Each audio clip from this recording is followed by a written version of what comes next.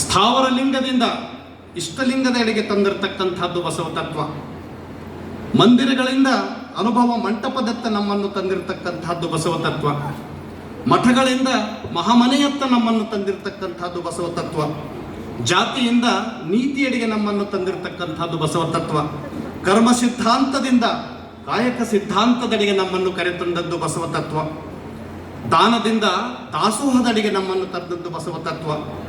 ಮೂಢನಂಬಿಕೆಯಿಂದ ವೈಚಾರಿಕತೆಯತ್ತ ನಮ್ಮನ್ನು ತಂದಿದ್ದು ಬಸವ ತತ್ವ. ವೃಷ್ಟಿ ಪ್ರಜ್ಞೆಯಿಂದ ಸಮಷ್ಟಿ ಪ್ರಜ್ಞೆಯಡೆಗೆ ನಮ್ಮನ್ನು ತಂದಿದ್ದು ಬಸವ ತತ್ವ. ವ್ಯಕ್ತಿ ಪ್ರಭುತ್ವದಿಂದ ಪ್ರಜಾಪ್ರಭುತ್ವದೊಡೆಗೆ ನಮ್ಮನ್ನು ತಂದಿದ್ದು ಬಸವ ತತ್ವ. ಹೆಂಡಿರು ಮಕ್ಕಳುಳ್ಳ ಸಾಕಾರ ಶಿವನಿಂದ ನಿರಾಕಾರ ಶಿವನಡೆಗೆ ನಮ್ಮನ್ನು ಕಡೆತಂದದ್ದು ಬಸವ ತತ್ವ. ಪುರುಷ ಪ್ರಧಾನವಾದ ಸಮಾಜದಿಂದ ಲಿಂಗಭೇದವಿಲ್ಲದ ಸಮಸಮಾಜದ ಕಲ್ಪನೆಯನ್ನು ನಮ್ಮಲ್ಲಿ ಮೂಡಿಸಿದ್ದು ಬಸವ ತತ್ವ. ಅಸಮಾನತೆಯ ಸಮಾಜದಿಂದ ಸಮಸಮಾಜದ ಚಿಂತನೆಗೆ ಹಾಕಿದ್ದು ಬಸವ ತತ್ವ. ಭ್ರಮಾತ್ಮಕ ಬದುಕಿನಿಂದ ಭ್ರಮೆಯಲ್ಲಿ ಬದುಕ್ತಾ ಇದ್ದೀವಿ ನಾವು. ಅಂತಹ ಭ್ರಮಾತ್ಮಕ ಬದುಕಿನಿಂದ ವಾಸ್ತವದ ಬದುಕಿಗೆ ತಂದದ್ದು ಬಸವ ತತ್ವ. ಹಿಂಸೆಯಿಂದ ಅಹಿಂಸೆಯತ್ತ ನಮ್ಮನ್ನೆಲ್ಲರನ್ನು ಕರೆದು ತಂದದ್ದು ಬಸವ ತತ್ವ.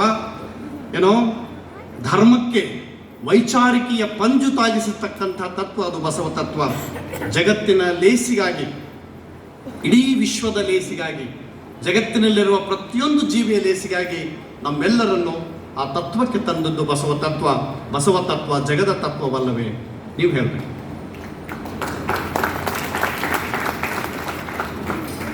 ಪ್ರಭುತ್ವವಾದಿಗಳನ್ನ, ಮುತ್ಸದ್ದಿಗಳನ್ನ, ರಾಜನೀತಿ ಶಾಸ್ತ್ರಜ್ಞರನ್ನ, ಅರ್ಥಶಾಸ್ತ್ರ ಎಲ್ಲರನ್ನೂ ನೋಡಿ ನೀವು.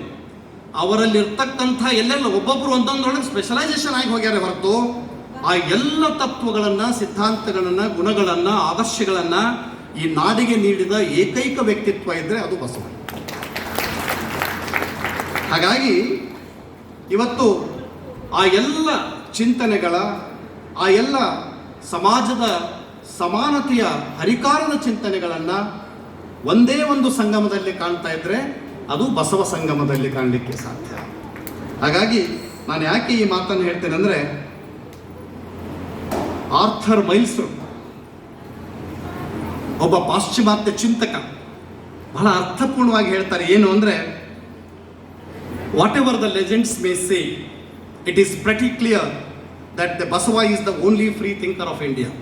ಅಂದರೆ ಜಗತ್ತಿನ ಯಾವುದೇ ಪುರಾಣ ಪುಣ್ಯಕಥೆಗಳು ಏನನ್ನೇ ಹೇಳಲಿ, ಬಸವಣ್ಣ ಮಾತ್ರ ಈ ದೇಶ ಕಂಡ ಸ್ವತಂತ್ರ ವಿಚಾರವಾದಿ ಅಂತಕ್ಕಂಥದ್ದು ಆರ್ಥರ್ ಮೈಲ್ಸ್.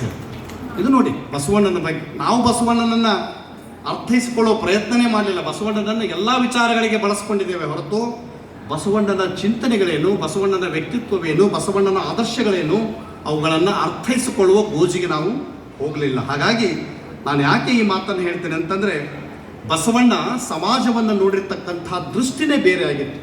ಅಂತಹ ದೃಷ್ಟಿಯನ್ನು ನಾವು ಇವತ್ತು ಮತ್ತೆ ಮರುಕಳಿಸುವ ಹಾಗೆ ಅದನ್ನು ನೋಡಿಕೊಳ್ಬೇಕಾಗಿದೆ. ಇನ್ನು ಬಸವ ಚಿಂತನೆಯ ವಿಚಾರಕ್ಕೆ ಬಂದಾಗ, ಬಸವಣ್ಣನವರ ಬಗ್ಗೆ ಇದು ಬಸವನಾಡು, ಬಸವಣ್ಣ ಹುಟ್ಟಿರ್ತಕ್ಕಂಥ ನಾಡು. ಬಸವಣ್ಣನ ಬಾಲ್ಯದ ಬಗ್ಗೆ, ಬಸವಣ್ಣನ ಸಣ್ಣ ವಯಸ್ಸಿನಲ್ಲಿರ್ತಕ್ಕಂಥ ವಿಚಾರಗಳ ಬಗ್ಗೆ ನಾನು ಹೇಳ್ತಕ್ಕಂಥ ಅವಶ್ಯಕತೆ ಇಲ್ಲ. ಎಲ್ಲವೂ ಕೂಡ ನಮ್ಮ ಹೃನ್ಮಂದಿರದಲ್ಲಿ ಇವತ್ತು ಬಹಳ ಭದ್ರವಾಗಿದೆ. ಆದಾಗ್ಯೂ ಕೂಡ ನಾನು ಈ ಮಾತನ್ನು ಯಾಕೆ ಇಲ್ಲಿ ಹೇಳ್ತೇನೆ ಅಂದರೆ,